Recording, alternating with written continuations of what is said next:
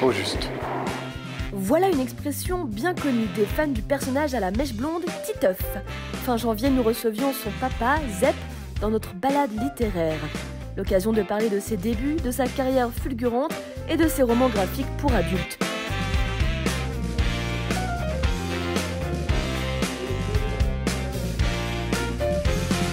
Nous sommes au musée d'art et d'histoire. Quel lien avez-vous à ce lieu? Comme beaucoup de petits Genevois, mon premier lien à ce lieu, c'est la momie qui m'a terrifié pendant une partie de mon enfance.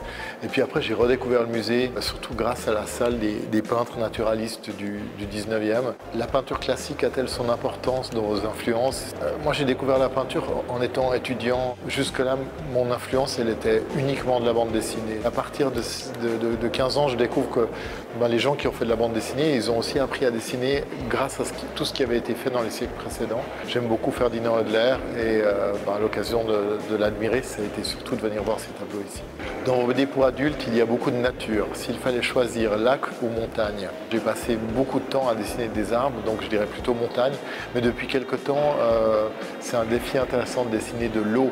L'eau, les nuages, tout ce qui est comme ça un peu plus vaporeux, plus léger, c'est très compliqué à capturer avec du trait, mais du coup le défi est encore plus intéressant. À combien de pourcents Titeuf vous ressemble-t-il?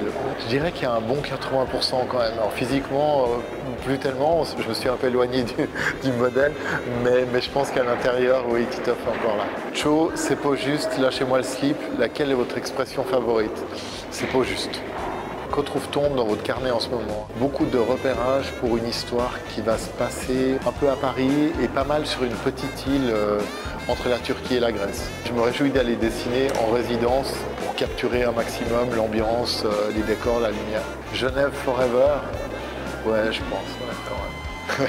Il y a des choses qui m'énervent à Genève, mais dès que je suis ailleurs, je me rends compte que j'adore cette vie. Notre prochain rendez-vous, c'est le dimanche 16 février. On parlera New Romance. Soyez au rendez-vous.